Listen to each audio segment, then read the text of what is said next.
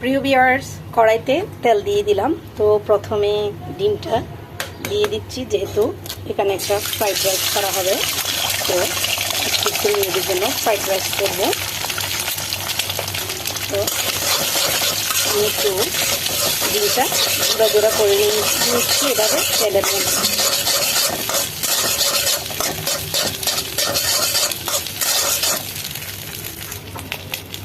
এখানে আমি পেঁয়াজ আর কাঁচামরিচ কেটে নিয়েছি।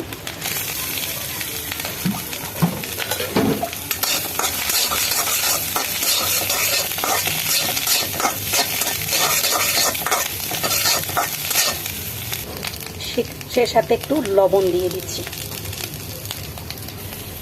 একটু টেস্টটা ভালো আসার জন্য একটু মশলার গুঁড়ি দিয়ে দিচ্ছি আমি এখানে।